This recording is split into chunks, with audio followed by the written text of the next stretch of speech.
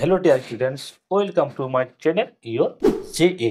আমি তোমাদের সামনে আবারও হাজির হলাম আমার ছোট একটি ভিডিও নিয়ে, যেটি থাকছে ক্লাস 7 এর ভূগোলের প্রথম অধ্যায় পৃথিবীর পরিক্রমণ গতি।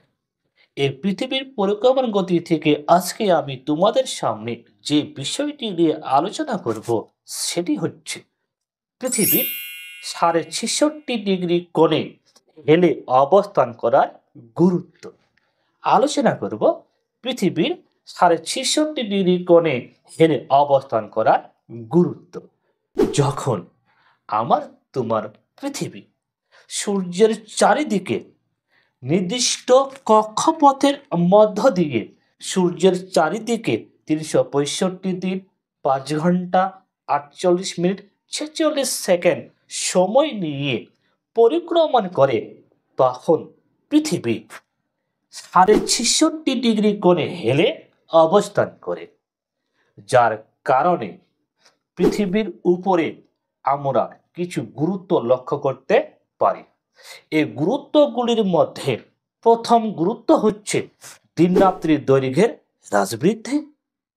যখন পৃথিবী এই 66.5 ডিগ্রি কোণে হেলে সূর্যের চারিদিকে পরিক্রমণ করে, তখন কোনো সময় পৃথিবীর উত্তর মেরু সূর্যের দিকে ঝুঁকে অবস্থান করে, দক্ষিণ মেরু সূর্যের বিপরীত দিকে ঝুঁকে অবস্থান করে।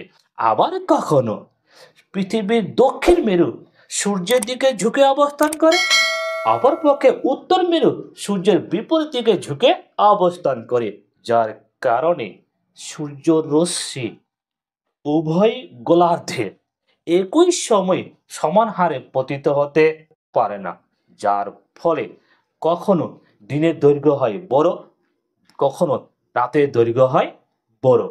যে গোলার্ধে দিনের দৈর্ঘ্য বড় হয়, রাতের দৈর্ঘ্য ছোট হয়, অপরপক্ষে বিপরীত গোলার্ধে রাতের দৈর্ঘ্য হয় বড়, দিনের দৈর্ঘ্য হয় ছোট। আসি ছবির মধ্যে দেখার চেষ্টা করি। 22শে ডিসেম্বর থেকে 21শে জুন অবধি পৃথিবীর উত্তর গোলার্ধ আস্তে আস্তে সূর্যের দিকে ঝুঁকতে শুরু করে, যার কারণে 22শে ডিসেম্বর থেকে 21শে জুন অবধি পৃথিবীর উত্তর গোলার্ধের মধ্যে সূর্যরশ্মির কিরণ আস্তে আস্তে পরিমাণে বাড়ে, যার ফলে 22শে ডিসেম্বর থেকে 21শে জুন অবধি পৃথিবীর উত্তর গোলার্ধের দিনের দৈর্ঘ্য আস্তে আস্তে বাড়ে, রাতের দৈর্ঘ্য আস্তে আস্তে কমে, এবং সর্বোচ্চ 21শে জুন উত্তর গোলার্ধের দিন সব থেকে বড় হয়, যাকে আমরা বলি কর্কট সংক্রান্তি। এবং 21শে জুন থেকে 22শে ডিসেম্বর অবধি পৃথিবীর দক্ষিণ গোলার্ধ আস্তে আস্তে সূর্যের দিকে ঝুঁকতে শুরু করে, যার কারণে দক্ষিণ গোলার্ধে দিনের দৈর্ঘ্য হয় বড়, রাতের দৈর্ঘ্য হয় ছোট, এবং উত্তর গোলার্ধে রাতের দৈর্ঘ্য হয় বড়, দিনের দৈর্ঘ্য হয় ছোট। আমরা এখান থেকে বলতে পারি এই 66.5 ডিগ্রি কোণে হেলে অবস্থান করার কারণে পৃথিবীর বুকে দিন রাতের দৈর্ঘ্যের হ্রাস বৃদ্ধি হয়।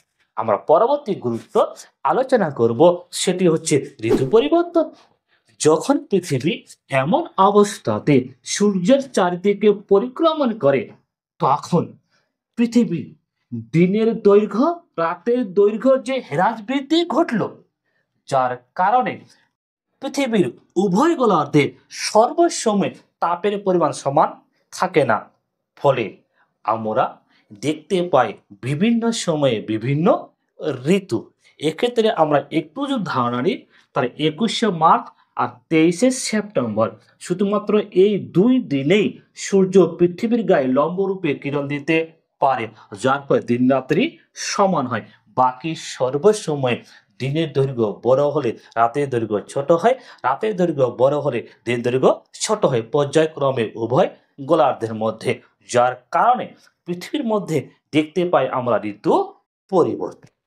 আমার এই ছোট্ট ভিডিওটি যদি তোমাদের ভালো লাগে, তাহলে তোমরা অবশ্যই আমার চ্যানেল ইয়োর জেএ সাবস্ক্রাইব করে রাখবে, সাথে নোটিফিকেশন বেলটিকে অন করে রাখবে, যেন পরবর্তী ভিডিও সর্বপ্রথমে তোমার কাছে পৌঁছে যায়।